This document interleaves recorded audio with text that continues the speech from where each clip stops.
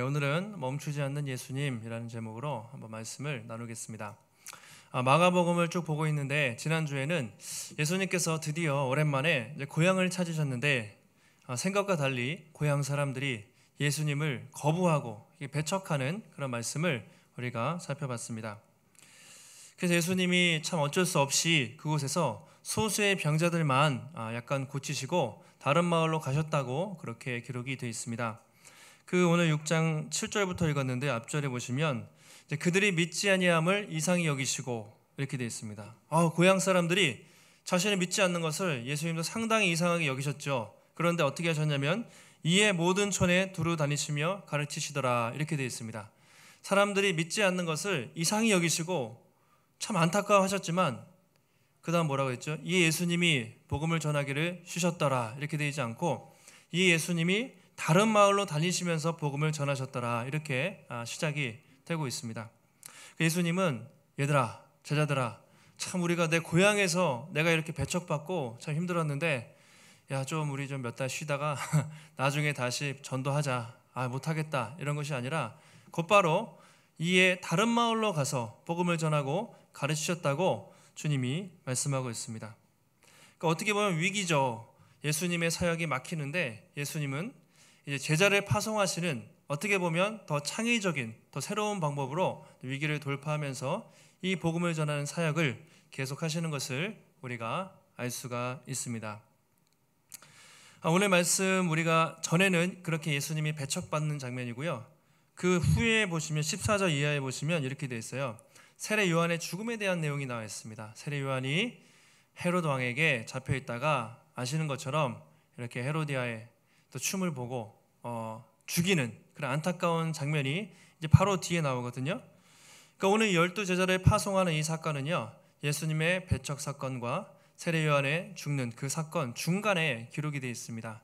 그러니까 마가가 의도적으로 편집을 한 것이죠.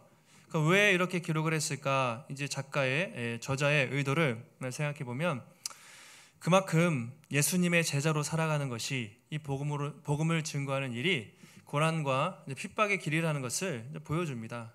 그러니까 예수님의 제자로 사는 것이 물론 우리가 천국에서 큰 상급이 있고 구원의 기쁨도 있지만 이 땅에서 살아갈 때에는 참 많은 고난이 있고요. 어려움이 있다. 꽃길만 걷는 것이 아니라 이런 좁은 길, 어려운 길을 갈 수밖에 없는 것이 제자의 길이라는 것을 보여주기 위해서 의도적으로 그 두 사건 사이에 오늘 제자들의 파송 사건을 기록하는 것을 알 수가 있습니다. 그러니까 의를 위해서 핍박을 받는 것이 제자의 참된 증거라고 했죠. 지난주에도 그랬는데 편하고 잘 먹고 잘 되는 것이 제자의 증거가 아니라 고난받고 특별히 의를 위해서 복음을 위해서 어려운 길을 가는 사람이 참 제자의 증거라고 성경은 계속해서 말해주고 있습니다. 요즘 교회가 처한 상황을 보면 참 어렵지 않습니까? 안 그래도 교회에 대한 인식이 좋지 않은데 이 코로나를 거치면서 좀 좋아지길 바라는데 호락호락하지 않죠. 이단도 막 올라오고 교회들이 또 비판을 받으면서 여전히 참 쉽지 않은 상황인 것은 맞습니다. 더 이상 전도가 될까? 코로나 끝나면 사람들이 교회에 올까? 이런 생각도 사실 들어요. 교회가 위기다 이런 말을 많이 합니다. 그러나 우리 예수님께서 배척당하셨지만 이 복음 전도를 포기하지 않으셨던 것처럼 우리는 어떤 상황이든지 코로나 상황이든 더 힘든 상황이 돼도 이 전도의 사명은요 포기할 수 없는 사명이라는 것을 알 수가 있습니다. 해도 되고 안 해도 되고 시간 나면 하고 그런 것이 아니라 되든지 안 되든지 주님 오실 때까지는 끝까지 해야만 하는 이 교회의 본질적인 사명, 이것이 복음 전도라는 것을 주님이 몸소 보여주고 있습니다. 그래서 오늘 예수님께서 이 12제자를 파송하신 이 사건을 보면서 이 교회가 이 핍박받는 배척받는 시대에 우리는 어떻게 예수님을 믿고 또 우리는 어떻게 복음을 증거하는 삶을 살아야 하는가, 오늘 말씀을 통해서 함께 살펴보도록 하겠습니다. 첫 번째로 예수님은 제자들을 보낼 때 둘씩 짝지어서 보냈다라는 표현이 있습니다. 둘씩 보냈다 이렇게 말하고 있습니다. 예수님이 볼 때 처음에는 되게 오합지졸이었죠. 그런데 조금씩 시간이 지나가면서 많은 이적과 기사를 보면서 이제 조금 한번 전도를 시켜볼까 이런 생각이 드신 것 같아요. 그래서 사람들을 이제 제자들을 불러서 교육하고 이제 사람들을 보내는데 어떻게 보내시죠? 우리 6장 7절에 이렇게 나와 있습니다. 6장 7절 함께 있습니다. 시작. 12 제자를 부르사 둘씩 보내시며 더러운 귀신을 제어하는 권능을 주시고. 자, 먼저 중요한 것은 12 제자를 어떻게 하죠? 둘씩 보내시며 짝지어서 보냈다는 것이죠. 그냥 6명으로 둘씩이면 2명씩 해서 6군데로 보내셨겠죠. 한 명씩 12군데로 보내면 어떻게 보면 더 빨리 전할 수도 있었겠지만 예수님은요, 둘씩 짝지어서 또는 팀으로, 그죠? 소그룹으로 모아서 보내셨다는 것을 알 수가 있습니다. 원래 이 당시 상황적으로 유대인들은요, 어떤 재판이나 어떤 일이 있을 때 두세 사람이 모여서 증인이 돼야 돼요. 사실 그런 기준도 있습니다. 그런 이유도 있지만 주님이 이제 같이 보내게 된 것은 함께 할 때 더 큰 힘이 되기 때문에 같이 짝을 지어서 보내신 것이죠. 그동안 제자들이 예수님 뒤에 이제 졸졸 따라다녔잖아요. 애기들처럼 졸졸 따라다니고 참 믿음 없는 행동도 했는데 이제 어떻게 보면 실습을 나가는 거예요. 선생님이 되기 위해서 미리 교생 실습을 나가잖아요. 그래서 이렇게 아이들을 가르쳐보고 준비하는 것처럼 제자들이 이제 예수님 올라가시면 본격적으로 사역을 해야 되는데 처음으로 전도 실습을 나간 거죠. 쉽게 말하면 전도 실습을 나갔습니다. 제자들의 마음이 어땠을까요? 이 사람들도 예수님 없이 처음 나갔으니까 마음에 근심과 두려움이 좀 있지 않았겠습니까? 야, 내가 예수님처럼 잘할 수 있을까? 사람들이 배척하지 않을까? 거부하지 않을까? 욕먹지 않을까? 사람들이 잘 받아들일까? 이런 여러 가지 생각들이 좀 들었을 것 같아요. 그래서 혼자 보내지 않으시고 2명씩, 그리고 특별히 귀신을 제어하는 권능을 주셨다, 능력을 함께 주셨다고 그렇게 말하고 있습니다. 여러분 전도를 많이 해보신 분들은 아시겠지만 전도하는 게 참 쉽지는 않잖아요. 노방전도라는 게 지금도 저도 이렇게 막 쉽게 되진 않아요. 저도 처음에 전도를 교회나 어디 선교단체에서 배우실 때 나갈 때 어떠셨습니까? 누군가에게 처음 복음을 전할 때. 저도 예전에 대학 때, 지금은 모르겠어요, 학교에서 전도하면은 사람들이, 청년들이 별로 이렇게 안 받아들이는 것 같은데, 그래도 90년 99학번 이제 때였는데요. 이제 수요일 점심인가 선교단체에서 항상 동아리에 모이게 했어요. 전도 훈련시킨다고, 선교단체니까. 그래서 같이 기도하고 이렇게 점심 먹고 이렇게 전도를 나가게 시켰어요. 1시간 갔다가 누구 했는지 이렇게 와라. 그 이제 혼자 전도하면 어떻습니까? 이렇게 처음에 그런 거 있잖아요. 괜히 인상 좀 더러운 사람, 인상 좀 심한 사람은 좀 피하게 되고, 벤치에 혼자 있거나 좀 만만한 사람이 이렇게 가요. 가다가 이렇게 눈 마주치면 확 이렇게 다시 그냥 뒤로 돌아가고, 참 그랬던 것 같아요. 그랬던 시절이 있었는데 참 이렇게 쉽지 않죠. 어색하고 또 부끄러운 것도 있는데, 그래서 나중에 이제 훈련하면서 2명씩 짝지어서 보냈는데, 선배, 전도 경험 많이 한 선배를 따라가면 옆에서 후배는 기도하면서 어떻게 하는지 이제 배우고, 그렇게 같이 짝을 지어서 가다 보면 조금 더 수월했던 그런 기억이 있습니다. 작년에도 우리가 처음에 교회를 개척하고 1월, 2월에 한겨울인데 열심히 전도했어요. 코로나가 터지기 전까지는 정말 열심히 전도했습니다. 그래서 2명씩, 3명씩 짝을 지어서 처음에 우리 어떤 분은 1차 가시고 어떤 분은 2차, 3차로 나누고, 그리고 놀이터도 가고, 그렇게 해서 마을에서 일주일에 2번씩 전도했어요. 딱 2달 동안. 2달 좀 못했죠. 그러다가 2월 말에 이제 코로나가 올라오면서 저희가 전도를 못하게 됐는데, 빨리 다시 그렇게 전도할 수 있는 날이 오면 좋겠죠. 어쨌든 우리가 함께 전도할 때 되게 기뻤고, 그렇죠. 또 많은 사람들이 복음을 전할 수가 있었습니다. 그러니까 2씩 보냈다는 것은 예수님께서 이 팀을 강조하시는 팀 사역을 보여주고 있습니다. 오늘날에는 워낙 이제 개인주의니까 혼술, 혼밥, 혼영, 다 이제 혼자 하는 게 많고요. 지금 세대, 여기는 더 그럴 수도 있어요. 이 단지가 이 세대가 크지가 않으니까 보통 30%가 좀 넘어요. 혼자 사는 가족이. 그러니까 1인 가구가 30%가 넘는데 아마 이 지역은 더 많지 않을까 그런 생각이 듭니다. 그만큼 3분의 1 정도가 혼자 살아요. 앞으로 점점 늘어날 것이고, 사실 뭐 아파트 공급, 뭐 주택 공급인데 이게 사람은 줄어드는데 혼자 사는 사람들이 많기 때문에 사실 이게 부족하다는 얘기가 나올 정도로 1인 가구 혼자 사는 사람들이 상당히 많습니다. 지금 교회에서도 마찬가지인데요. 조용히 혼자 교회 다니는 사람들이 상당히 많아요. 큰 교회일수록 더하죠. 큰 교회일수록. 전에도 이제 큰 교회에 보면 어떠냐면, 이제 물론 열심히 드린 분도 많이 계신데 뒤에 항상 2층 차꼭대기에 잘 안 보이는 곳에 이렇게 조용히 가시거나 기둥 뒤에 숨어서 예배드리고 가시는 분도 제가 많이 봤어요. 그리고 항상 예배드리면 앞에서 교육자들이 인사하거든요. 눈 마주치기 싫어서 뒷문으로 가시는 분도 있어요. 별의별 성도들이 다 있거든요. 그래서 정말 그렇게 예배만 정말 꼴랑 드리고 뒤에서 숨어서 이렇게 하는 사람들, 이런 사람들이 제대로 신앙생활 할 수 있을까? 이런 생각을 이제 많이 했던 기억이 있습니다.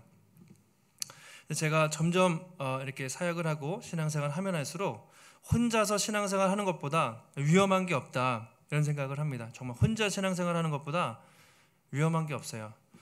요즘같이 이단이 얼마나 활개를 칩니까? 정말 거짓된 정보들과 가짜 뉴스와 이단들이 넘치는 세상에서 누구도 혼자서는 신앙생활 하기 너무 힘들어요. 까딱하면 이상한 데 빠질 수가 있기 때문에 그렇습니다. 예전에 어떤 분이 개인적으로 믿음은 되게 좋아 보였거든요. 혼자서 기도도 많이 하고 성경도 열심히 보시고, 그런데 사람들하고 교제가 없어요. 근데 이상한 방언을 받아가지고 막 사람들을 어렵게 하는 이런 사람도 있습니다. 또 최근에 제가 아는 제 집사람 친구고 동기였는데 선교단체 나오고 정말 좋은 공동체에서 훈련을 받았는데 이제 결혼하지 않고 혼자 신앙생활을 하게 된 것이죠. 문제는 이제 공동체, 교회에 소속되지 않고 이렇게 혼자서 예배만 좀 다녔던 것 같아요. 그런데 얼마 전에 연락이 온 거예요. 곧 적그리스도가 출현하는데, 그러니까 이게 인터컵의 영향을 받은 거죠. 그래서 24일 미국의 트럼프 대통령이 적그리스도로 올라오니까 빨리 지금 이제 종말이 곧 다가왔다 그러면서 라면하고 쌀하고 많이 챙겨놓으라고 이렇게 연락이 왔어요.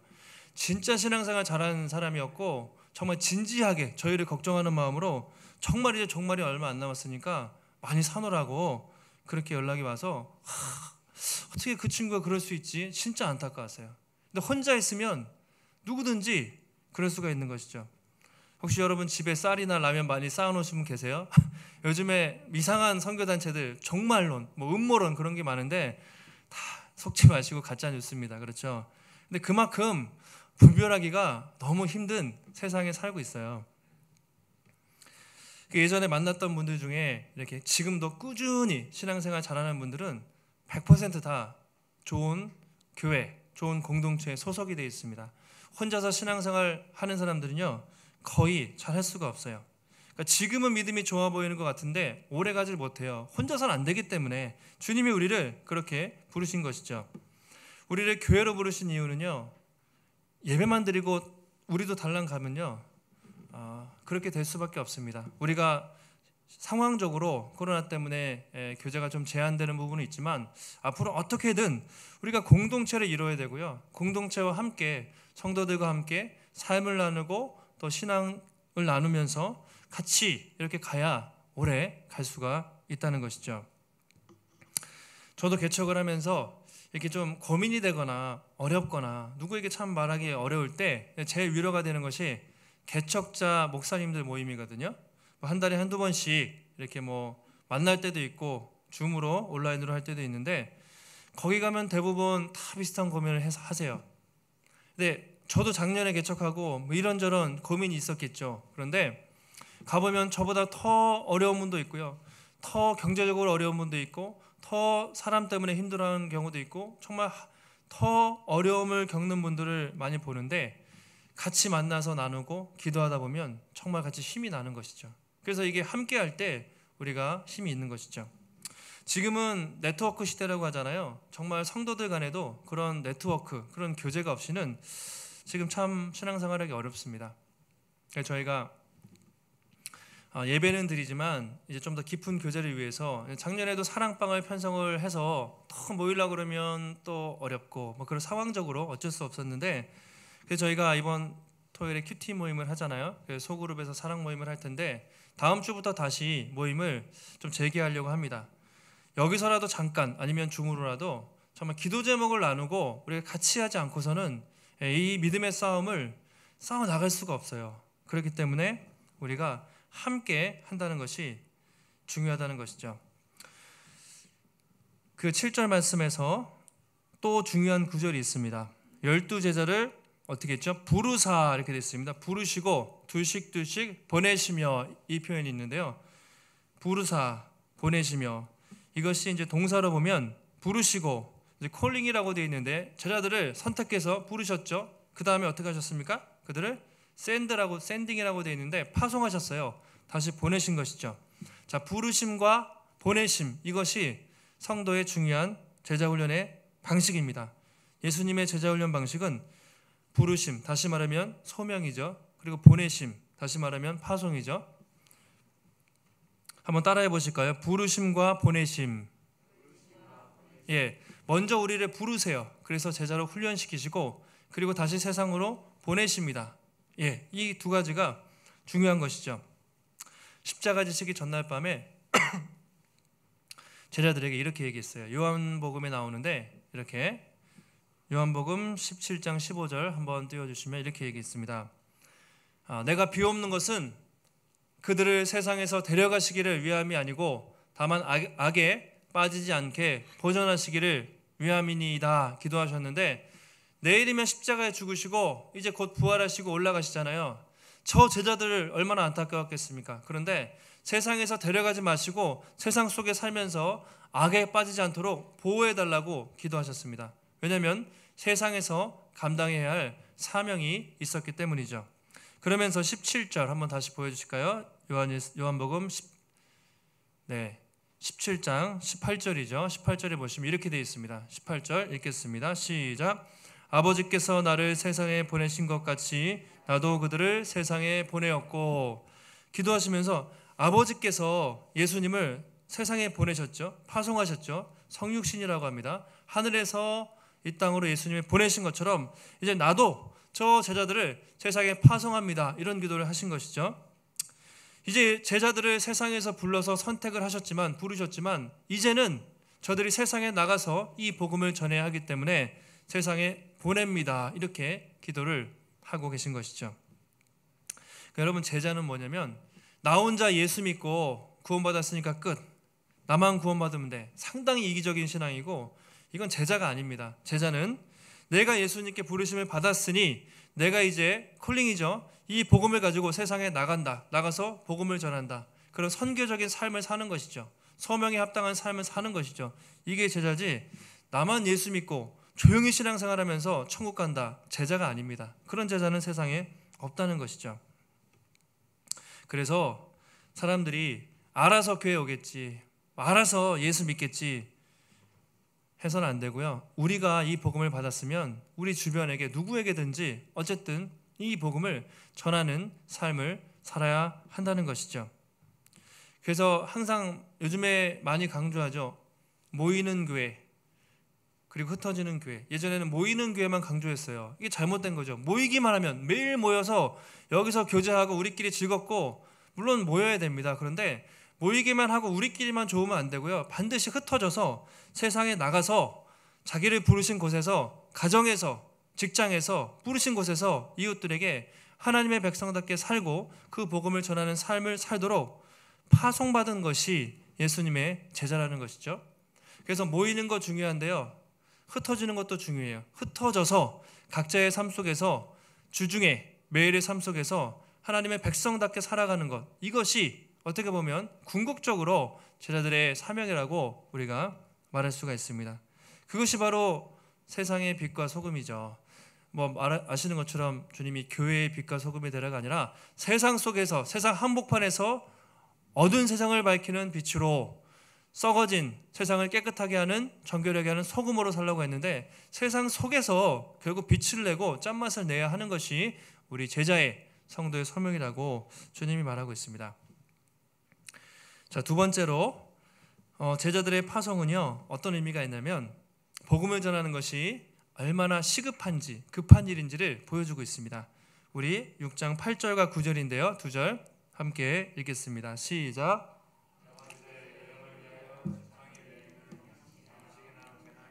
전대에 돈이나 아무것도 가지지 말며 신만 신고 두벌옷도 가지지 말라 하시고, 여행을 위해서 지팡이 외에 양식, 배낭, 전대, 돈 아무것도 가지지 말고 신발만 가져라. 그렇죠? 보통 사람들은요, 여행을 할 때 지팡이도 필요했죠. 먹을 양식도 필요했습니다. 배낭도 필요했고, 전대는요 작은 가방이에요. 동전이나 필수품을 넣는 큰 가방이 아니라 작은 가방. 그리고 신발도 있어야 되고, 항상 춥기 때문에 낮에는 더운데 밤에는 추워요. 두 벌 옷을 항상 챙겨야 됐어요. 밤에 덮고 자야 하니까. 그런 것들을 챙기는 것이 여행자의 일반적인 모습이었습니다. 근데 오늘 예수님은 뭐라고 하시죠? 지팡이하고 뭐죠? 신발만 신어라. 지팡이만 짚고, 마태복음 누가복음에는 지팡이도 없어요. 지팡이도 짚지 말라고 그러고 신발만 나오는데, 어제는 상당히 간소화해서 그냥 챙기지 말고 전도하러 가라 이렇게 얘기하시는 거죠. 이게 무슨 말일까요? 아니, 먹을 것도 안 싸가고 배낭도 없고 그러면 가다가 굶어 죽으라고요? 주님이 죽으라고 이렇게 말씀하시는 걸까요? 그런 건 아니고, 이 의미는 복음을 전하는 것이 그만큼 시급하다, 너무 중요하다, 머뭇거리고 뭐 짐 싸고 이럴 시간이 없고, 예수 안 믿는 사람들이 너무 많기 때문에 복음을 전하는 것이 그만큼 시급하고 중요하다는 것을 주님이 상징적으로 말씀을 통해서 보여주고 있는 것이죠. 그러니까 이 복음 전도는요, 우리가 먹고 살 만큼 좀 경제적인 여유가 되고 돈 벌고 할 거 다 하고 시간이 남으면 마지막에 전도 좀 해봐야겠다, 전혀 이게 아니라는 것이죠. 우리에게, 예수 믿는 사람들에게 가장 시급하고 중요한 우선순위가 무엇이냐 물어보면, 우리 주변에 예수 믿지 않는 사람에게 복음을 전하는 것이 가장 중요하다. 그리고 먼저 그의 나라와 의를 구할 때 우리의 삶을 채워주는 것이 하나님의 방식이지, 내가 하고 싶은 대로 다 한 다음에 나중에 전도할게요, 이것은 전혀 제자의 방식이 아니라는 것을 말하고 있습니다. 그만큼 급하다는 거예요. 주변에 죽어가는 사람들이 많기 때문에 뭐 신발 신고 뭐 그냥 가방 메고 옷 챙기고 할 시간 없이 정말 우리 주변에 죽어가는 사람들이 너무 많기 때문에 이 복음을 전하는 것이 얼마나 시급한지를 상징적으로 보여주고 있습니다. 그렇다고 여러분들이 다 뭐 교육자가 되거나 맨날 전도만 하라는 말씀이 아니라, 정말 이 시급성이죠. 시급한 것, 얼마나 급한 것인가. 그리고 복음 전할 때는 다른 방법이 아니라 오직 하나님의 방법이죠. 하나님의 방법으로 하라는 그런 의미도 여기 함축되어 있습니다. 근데 이제 제자들이 복음을 전하러 갈 때 주님이 충분히 거절당할 것을 미리 아셨어요.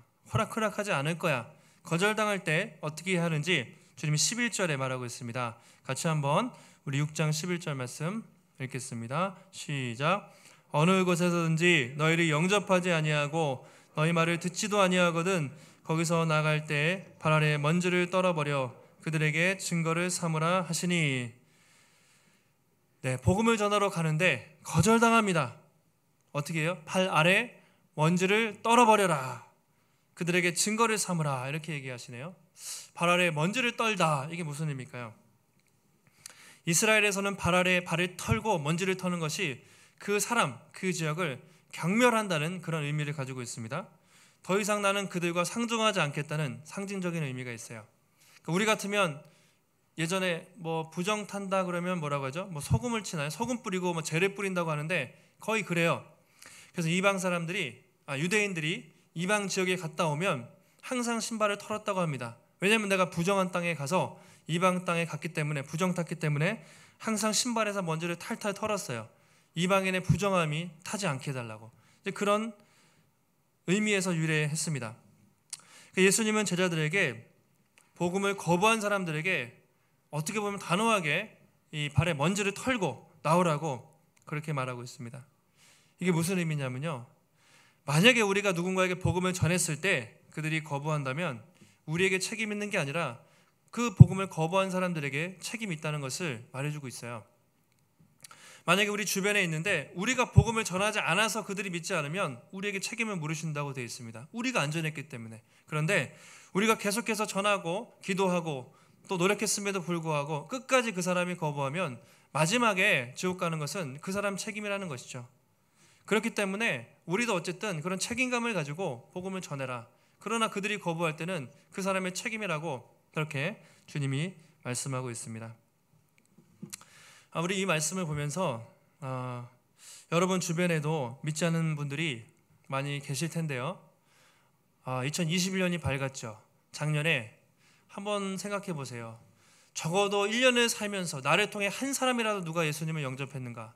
저도 사실 목회자로서 상당히 어렵습니다. 사실 그거를 못하면 제가 1년을 살 의미가 없는 거예요. 인생을 살면서 나를 통해서 예수를 전하고 예수 믿지 않는 사람이 1년 아니 10년에도 한 명도 없다면 아주 정말 안타까운 인생이죠. 제가 주변에 예수님 믿지 않는 부모님이 계신데 언제 믿으시겠지 그렇게 하다가 갑자기 돌아가셔서 장례를 갔는데 그분이 너무 후회하는 경우를 봤어요. 근데 그런 경우 많습니다. 오래 계실 것 같지만 젊은 사람도 주변에 무슨 일이 생길지 모르거든요.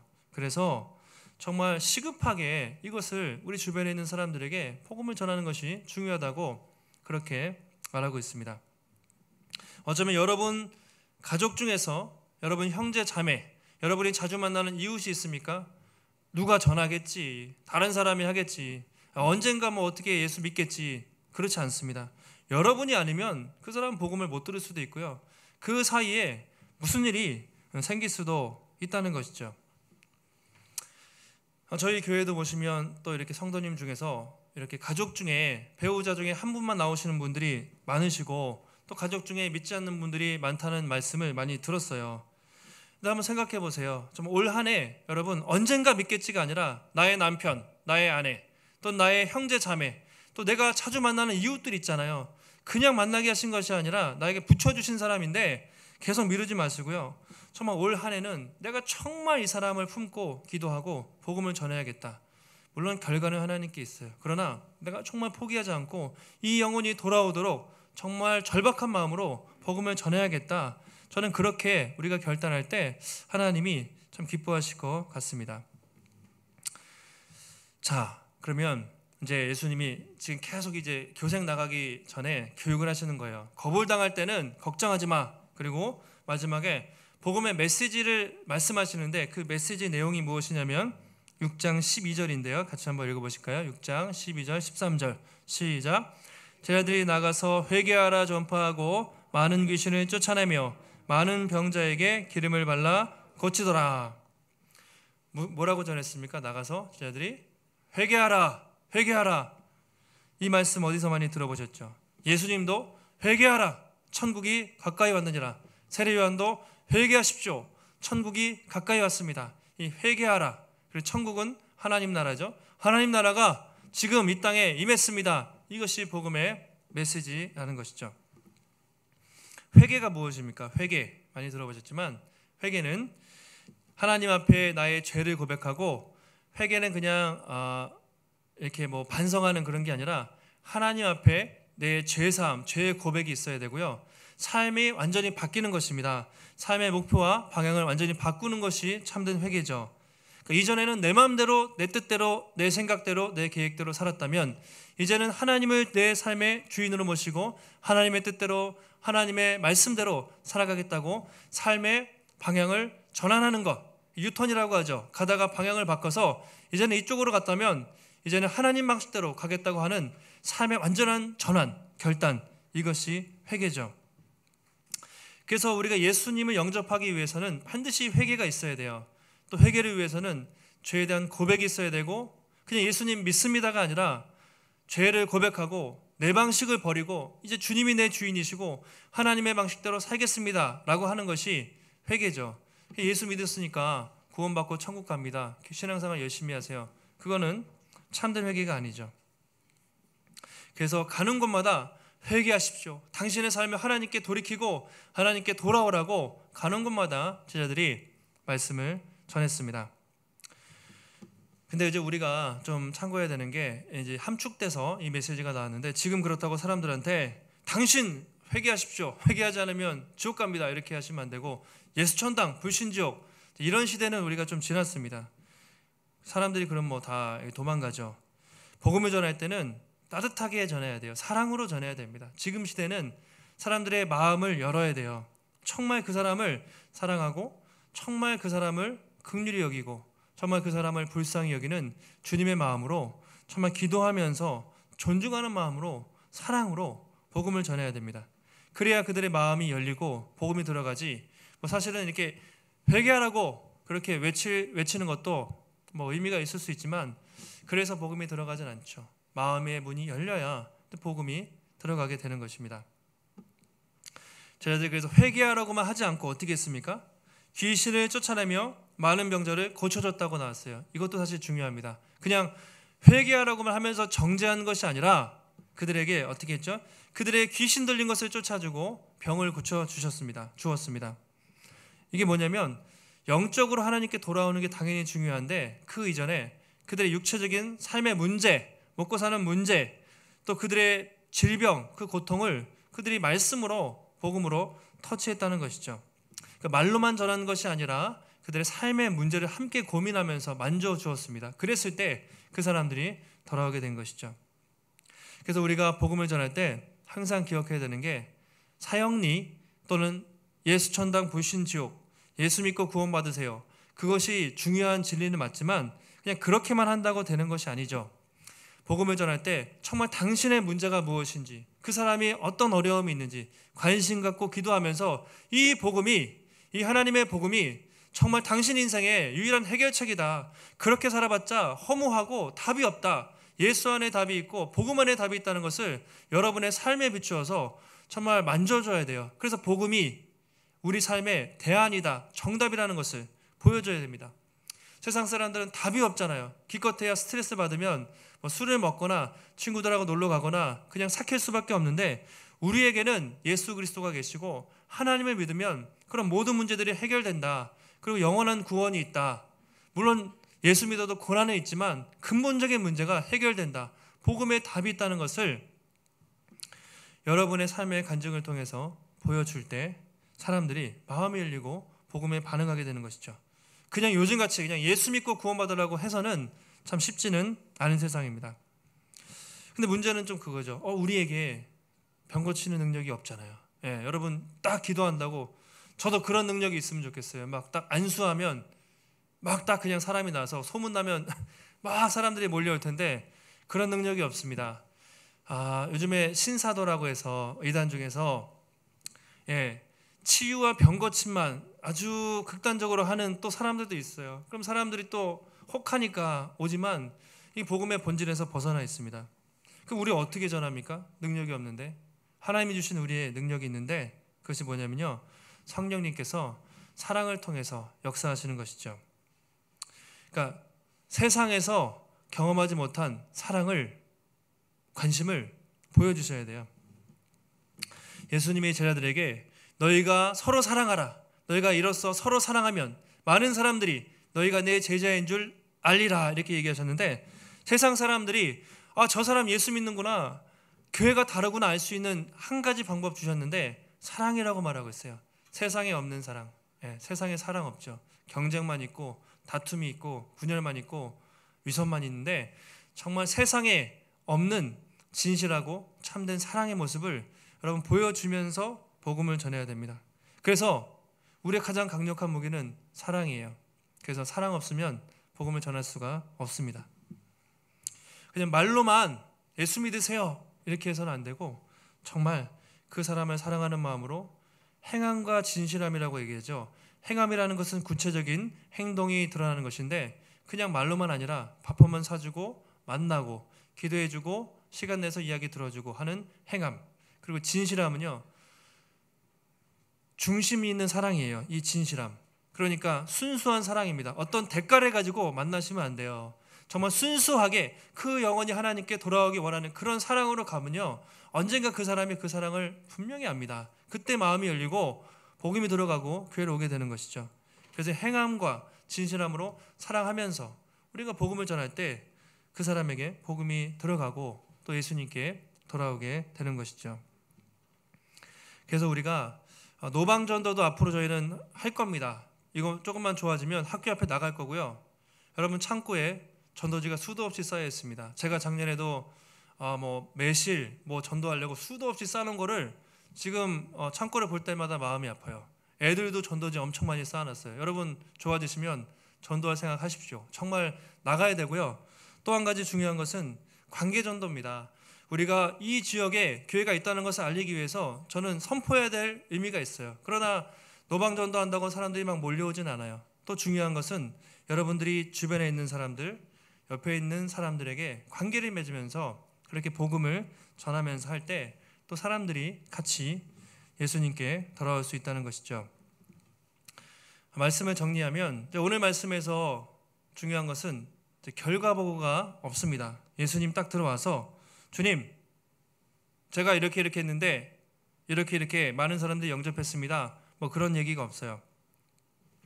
보통 교회에서 여러분 전도 집회 하면요, 항상 그 다음 주에 교육자들은 자, 몇 교구에서 몇 명, 몇 교구에서 몇 명 방문하고 몇 명 등록하고 몇 명 선물 가져가고 막 이런 거를 정해가지고 결산을 해요. 보고해요. 물론 그럴 필요도 있겠죠.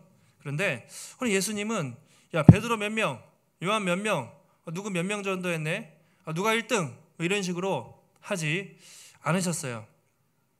결과가 없다는 것은 무엇을 의미할까요? 어떻게 보면 전도의 결과는 여러분 중요하지 않습니다. 중요하지 않아요. 이거 하나님의 영역입니다. 우리는 그냥 부르심 받은 대로 전하면 되고 씨를 뿌리고 물을 주면 되고 돌아오게 하시는 것은, 자라게 하시는 것은 누굽니까? 하나님이시죠. 하나님께 맡기면 됩니다. 여러분들이 누군가에게 복음을 전할 때 저 사람이 거절하지 않을까? 또 저 사람이 나를 어렵게 하지 않을까? 관계가 틀어지지 않을까? 뭐 그런 염려가 될 수 있는데요. 여러분 너무 결과에 주목하지 마시고 거절당한다고 낙심하지 마세요. 그것은 하나님의 영역입니다. 우리는 그냥 순종하는 마음으로 복음을 전할 뿐이에요. 그럼 하나님이 우리를 기뻐하시는 것이죠. 최근에 그 문제가 됐던 그 인터콥 BTJ 백투더 예루살렘이라고 그랬죠. 예루살렘까지 가면 다시 주님이 오실 것이다. 세대주의라고 하거든요. 신학적으로 이단적인데 우리 세대에 예수님이 당장 오실 것처럼 그들은 그렇게 생각하는데요. 그들이 어떻게 하냐면요, 중동에 가요. 목숨 걸고 가서 복음을 전해요. 대단하죠. 사실은 잘못된 신학이긴 하지만 주님이 곧 오신다고 생각하고 수많은 사람들이 그 중동 지역에 복음을 들고 갑니다. 교회가 안 하니까 그래 이단 같은 이상한 단체들이 나와서 복음을 전해요. 사실 우리가 분발해야 되는 것이죠. 원래 교회가 해야 되는데 교회가 복음 전하는 일을 소홀히 하니까 이 이단 같은 이상한 단체들이 나타나서 자기들이 중동 선교한다고 목숨 걸고 나가서 복음을 전하는 것을 보면서 우리는 이상한 눈으로 볼 수도 있지만 한편으로 그 복음에 대한 열정과 시급성, 그것을 이 땅의 교회들이 어떻게 보면 좀 본받아야 될 필요가 있다는 생각을 하게 됩니다. 여러분 우리가 해외 가실 필요 없어요. 해외 나가시라는 게 아니라요, 주변에, 여러분 주변에 있는 한 사람 두 사람이면 족합니다. 10명도 아니고요, 한두 사람, 나에게 맡겨주신 사람이 누구인가. 오늘도 주님은 우리를 복음 전하는 또 그런 귀한 사명자로 부르셨습니다. 그것을 베드로는 왕같은 제사장, 거룩한 나라, 여러분 엄청난 이것은 특권이에요. 그것을 우리가 잘 누렸으면 좋겠습니다. 꼭 선교사로 파송받은 사람만 선교사가 아니고요, 하나님은 우리를 부르신 곳에서, 여러분의 가정에서, 여러분의 직장에서, 여러분의 이웃들에게 복음을 전하는 선교적인 삶을 살기 원하세요. 그런 선교사로 여러분들을 파송하셨습니다. 이번 한 주간에도 주신 말씀을 기억하면서 또 우리 주변에 이 복음이 필요한 사람, 예수님이 필요한 사람, 여러분 두려워하지 마시고 당장 뭐 어떻게 딱 가서 만나지 못해도 먼저 기도하시고요, 관심 갖고 사랑하는 가운데 주님의 복음을 여러분의 삶을 통해서 증거할 수 있는 참된 제자들이 되시기를 주님의 이름으로 축원합니다. 하나님 감사합니다. 오늘도 우리에게 귀한 말씀 주시고 다시 한번 우리를 제자로 부르셨고 우리가 어떻게 살아가야 하는지, 우리에게 어떤 사명을 주셨는지 돌아보게 하시니 감사를 드립니다. 우리는 예수만 믿고 나 혼자 구원받고 그 영원한 천국을 이기적으로 누리라고 하나님 우리를 부르신 것이 아니라 우리 주변에 예수 없이, 복음 없이 지금도 이 코로나 상황에서 정말 신음하면서 답을 모르고 살아가는 저 사람들에게 예수님을 전하라고, 복음을 전하라고 우리를 부르신 줄 믿습니다. 우리가 능력도 없고 때로는 부족하지만 하나님 우리가 뭐 행사 때만 꼭 복음을 전하는 것이 아니라 매일의 삶 속에서 그것이 주님이 우리를 부르신 사명이기 때문에 하나님 계속해서 우리가 포기하지 않고 우리 주변에 맡겨주신 사람들에게 주님의 사랑을 전할 수 있도록, 주님의 복음을 전할 수 있도록 붙잡아 주시옵소서. 특별히 복음의 숲교회 개척한 지 1년이 되어가고 있습니다. 작년 한 해도 우리가 많은 분들을 또 보내주셨지만 올해도 어려운 상황이지만 포기하지 않고 이 복음을 전할 때 주여, 이 지역에 예수님이 필요한 사람들이 많고 복음이 필요한 사람들이 많이 있습니다. 주여, 우리를 통해서, 이 교회를 통해서 정말 믿지 않는 영혼들이 돌아오게 하시고 하나님의 나라가 또 이 교회를 통해 확장되고 삼성지역 복음화를 위해서 아름답게 쓰임받을 수 있는 복된 교회가 될 수 있도록 주님 축복하여 주시옵소서. 이번 한 주도 믿음으로 승리케 하시기를 간구하오며 모든 말씀 예수님의 이름으로 기도하옵나이다. 아멘.